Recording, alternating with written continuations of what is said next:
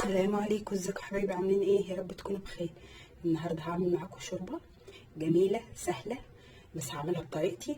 اتمنى يا رب تعجبكم وتجربوها. هنعمل شوربه عدس. معايا ربع كيلو عدس انا نقعاه بقالي 3 4 ساعات. ممكن تنقعيه من بالليل للصبح عشان النشا اللي فيه وما يعملكيش انتفاخ، يعني بالذات اللي عندهم القولون ما يتعبهمش. بعد كده غسلته كويس جدا وصفيته وحطيت له ميه نضيف. بصوا الميه بتاعته نضيفه ازاي، ما فيهاش اللون الابيض اللي بيبقى في العدس لما بنيجي نغسله على طول زي الرز كده. تقعدي تغسلي فيه كويس جدا وبتنقعيه ممكن من بالليل لغايه الصبح، او تنقعيه ساعتين 3. انا نقعته حوالي 4 ساعات. بعد كده هعمل ايه؟ ولعت عليه النار وحطيت عليه ميه بس، مش حطيت عليه حاجه تاني.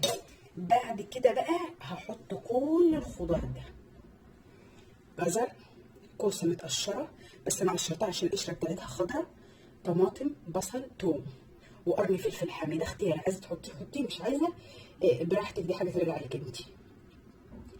طبعا ممكن تحطي بطاطس، ممكن تحطي يعني مش الخضار اللي انت حباه.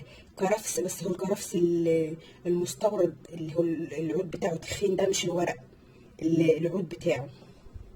اول حاجه ممكن تحطي بطاطس فيها، بس انا مش عايزه بطاطس عشان انا عايزه اعملها صحيه. حطيت الجزر وقرن الفلفل الحامي، وممكن تكتري الخضار زي ما انت عايزه. دي راس توم صغيره. بعد كده معايا 3 قطات هقطع الحاجه دي.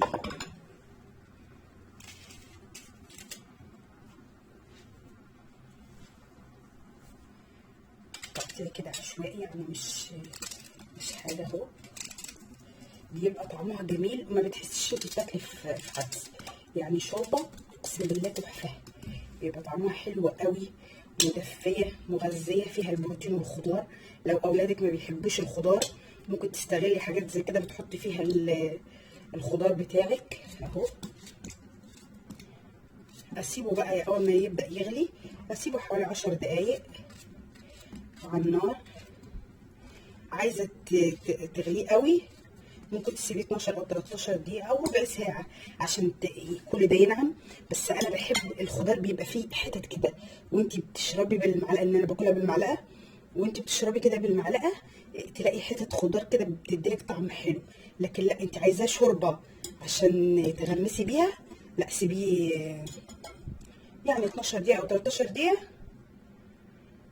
عشان خاطر يبقى استوى كويس. اول ما تيجي تضربيه في الخلاط او في الهاند بلندر او بالهاند بلندر يبقى كويس.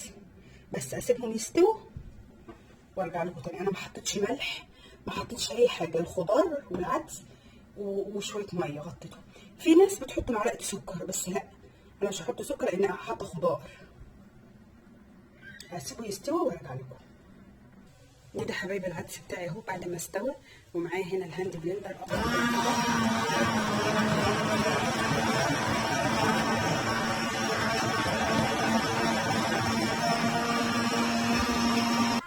وده حبايبي كده شكلهم بعد ما ضربتهم وخلصت.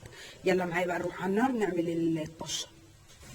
ودي معايا الطاسه بتاعتي قطعت فيها بصلايه. الطشه دي بقى ممكن تعمليها بتومه وممكن تعمليها ببصله، بس انا بعملها ببصله. البصله بتخلي العدس بيبقى طعمه مسكر حلو. معلقه سمنه صغيره. طبعا لو انت عايزه العدس صحي اكتر هو كده كفايه، ما تحطيش عليه اي حاجه تاني.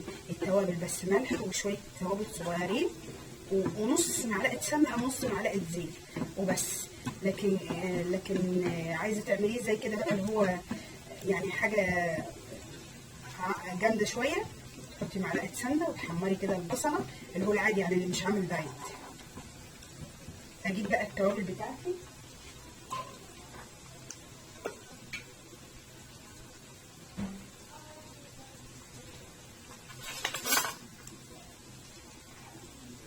نص معلقه ملح،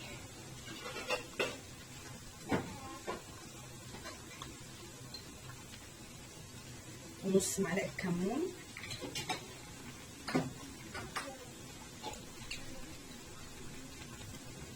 ومعلقه كزبره. الكزبره بتديله ريحه حلوه، ولو عايزه تحطي شطه بتحطي، مش عايزه تحطي شطه خلاص. بس عشان انا حاطه فيه قرن فلفل حامي فمش هحط شطه. انا ساعات كنت بحط الحبوب دي صحيحه، الكزبره والكمون بحطهم صحاح، فكانوا بيدوا طعم حلو، بس بقى يضايق في البق يعني. لو انت بتشربيه بالمعلقه بيبقى حلو، لكن لو بتغمسي بالعيش ما حبهوش، بس هو بيديله طعم وريحه حلو. اقعد اشوح فيهم كده وبعد كده احطهم على العدس. وده حبايب الطشه بتاعتي اهي، انزل بيها كده على العدس واخلي حته بس عشان احطها على وش الطبق اهو. طبعا عايزه تغمسي بالعيش زي ما قلت لك بتعمليه خفيف عن كده شويه، بتزودي شويه ميه يعني عادي مفيش حاجه، بتزودي شويه ميه، وممكن تحطي فيه حبه شعريه، تحمري كده حبه شعريه صغيرين تحطيهم فيه، او معلقه رز، معلقه واحده عشان بيبقى تقيل وبيتغمس بالعيش، لكن احنا هناكله بالمعلقه. بس كده خلصت، اغرف بقى الطبق بتاعي.